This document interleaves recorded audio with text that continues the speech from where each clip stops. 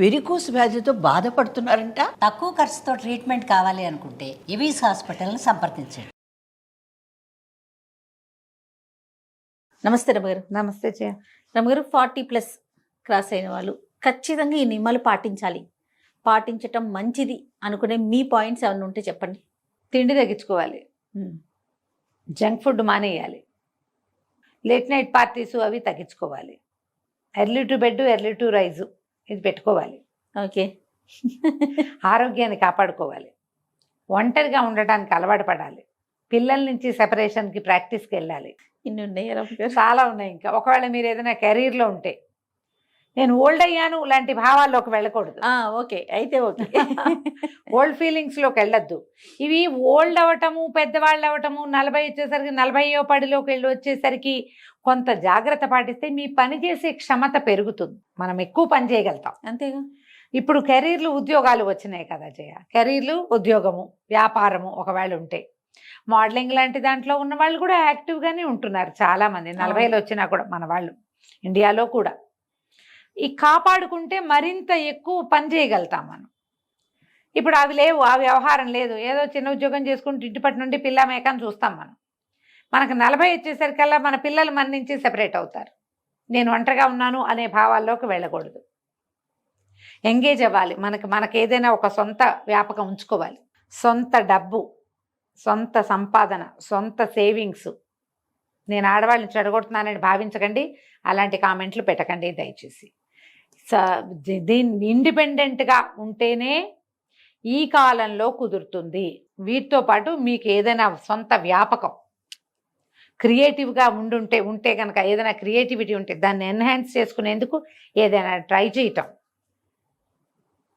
ముందు హ్యాపీగా ఉండటం, ఇది చాలా అవసరం. ఇప్పుడు ఎక్కడైనా ఇదివరకు 40s క్రాస్ అయితే పెద్దవాళ్ళు అనేవాళ్ళు, ఇప్పుడు 40 క్రాస్ అయితే పెద్ద ఏం కాదమ్మా.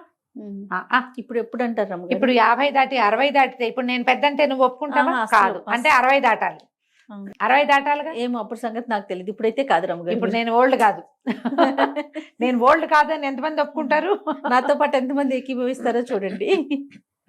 నా వరకు నేను ఇప్పుడు ఒక ఏడాది 2 ఏళ్ళుగా నేను ఎక్సర్సైజ్ విగరస్గా ఎక్కువగా చేయటం, బాగా నడిచేయటం అవి తగ్గించుకున్నాను. ఏవో హెల్త్ ఇష్యూస్ రకరకాలు ఉన్నాయి అనుకో, కానీ నేను ఎంతమంది వచ్చినా వంట చేసేయగలను, ఎక్కడికైనా వెళ్తే 4 అడుగులు నడవగలను. జంక్ సాధారణంగా జంకులు తిన్ను, అన్నీ కూడా తెలిసిందే. అవునండి, తక్కువ తింటాను, రాత్రిపూట ఫుడ్ తక్కువ, పూర్తిగా తక్కువ.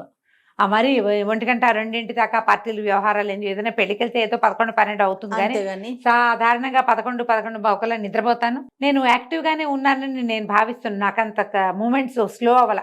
అవును, నాకు ఫాస్ట్ మూమెంట్సే ఉన్నాయి, నేను గబగబా పని చేసేయగలను.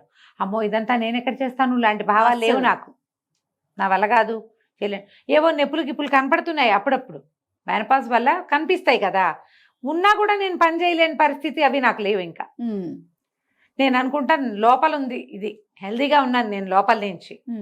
స్ట్రెస్లు వస్తాయి నాకు కూడా, నేను దాన్ని బీట్ చేస్తా. డిప్రెషన్స్ వస్తుంటాయి నాకు కూడా, చాలా డిప్రెస్డ్గా ఇదంతా ఏమిటి ఈ జీవితం అలా అనిపిస్తుంటుంది, దాన్ని లాగి పక్కన పారేస్తూ ఉంటా. ఏవేవేవో చేస్తా, ఏవో పనులు అవసరమైనవి అక్కర్లేనివి, ఎవరి పనులైనా మీదేసుకుని కూడా చేస్తా, ఎక్స్ట్రాలు అంటించుకుని కూడా చేస్తూ ఉంటాను. వాటి వల్ల ఏంటంటే ఎంగేజ్ అవుతాను. చాలా ప్రధానమైంది ఎంగేజ్ అవుతాను. నేను ఎంత బిజీ స్కెడ్యూల్స్లో ఉన్నా నాకు కూడా లోన్లీనెస్ వస్తుంది, నాకు పెద్ద గుంపు ఉన్నా కూడా. అవును, దాన్ని తొలగించుకోవడానికి కూడా నేను ప్రయత్నం చేస్తూనే ఉంటాను. ఇలా నిరంతర పోరాటం చేసే పద్ధతిలో ఉంటేనే మనం హాయిగా బతకగలుగుతాం. ఇది నేర్చుకోండి, నాకెవరు నేర్పలేదు. అలాగే ఇంకా లేకపోతే నేను కూరుకుపోతున్నానని తెలుస్తోంది. నువ్వు కూరుకుపోతున్నావు అని ఎవరైనా మీకు చెప్పాలా? నాకు అర్థం కాదు అసలు. అది ఎప్పుడు ఏదో బాధగా ఉంటుంది, ఏమిటో విసుగ్గా ఉంటుంది.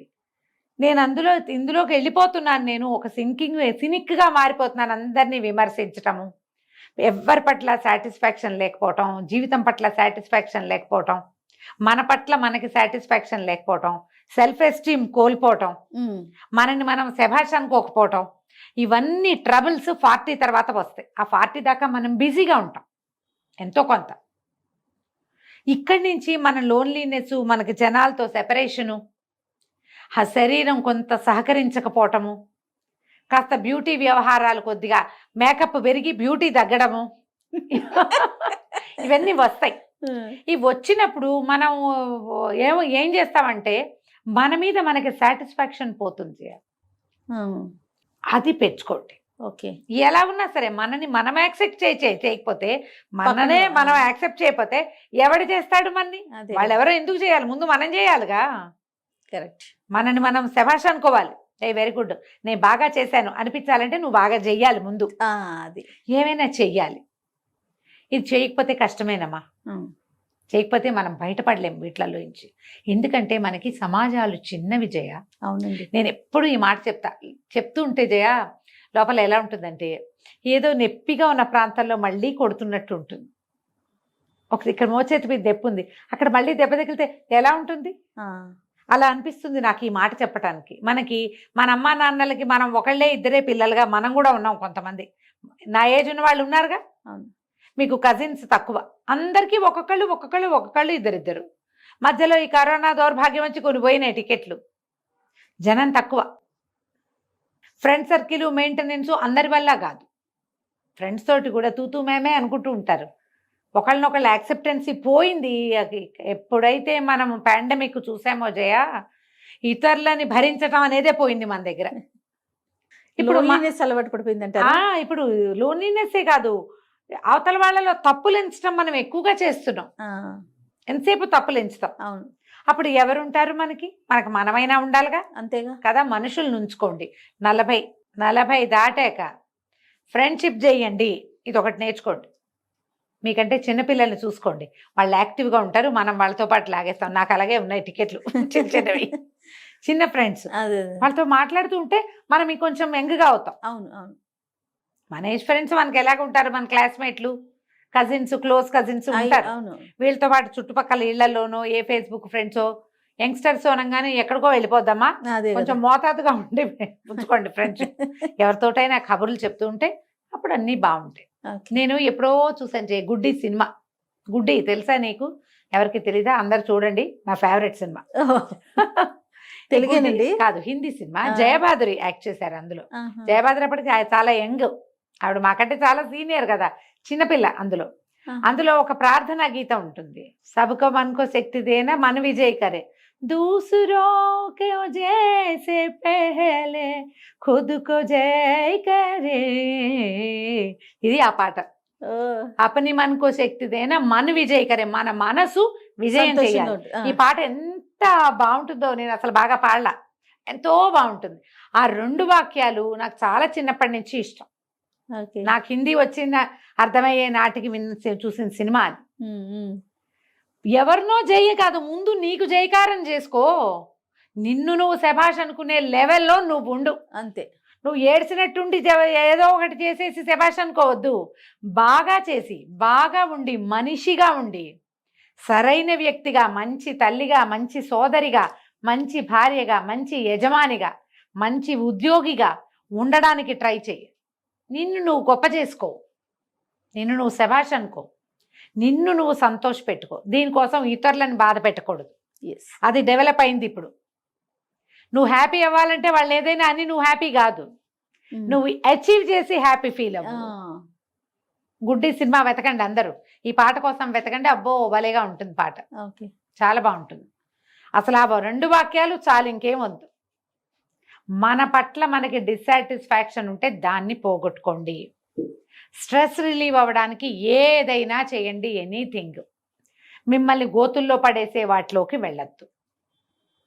సెల్ఫ్ ఎస్టీమ్ని కోల్పోకుండా, నీ కుటుంబ మర్యాద, పరువు, పద్ధతి పోకుండా, చెడకుండా, వాటిని పాడు చేసుకోకుండా, మరి మీరు ఎక్కడికో దిక్కండా పైన మనకు అందని ఎత్తులు ఎక్కడానికి ట్రై చేయండి. డెఫినెట్గా. ఇది 40 తర్వాత ప్రతి వాళ్ళు అసలు మనం ఏమిటి, ఎలా ఉన్నాం, ఏమిటి మన సంగతి ఏమిటి, ఈ పీరియడ్స్ ఏమిటి, ఈ రకరకాల ప్రాబ్లమ్స్ ఏమిటి, ఈ హెల్త్ ఇష్యూస్ ఎందుకు వస్తున్నాయి, దానికోసం మనం ఎక్సర్సైజ్ చేయాలా, డాక్టర్ని చూడాలా, జిమ్కి వెళ్ళాలా, యోగా చేయాలా, ఏదైనా ప్రాణాయామం చేయాలా, ఏదైనా థెరపీ తీసుకోవాలా? ముందు మీరు ఆలోచించండి. మీకు చేత కాకపోతే మాలాంటి పెద్దక్కైనా ఎవరైనా కనుక్కోండి, తప్పకుండా రమ్మగారు. అప్పుడు ముందుకెళ్ళండి, బాగుంటుంది. ఖచ్చితంగా. నమస్తే అండి. నమస్తే జయ.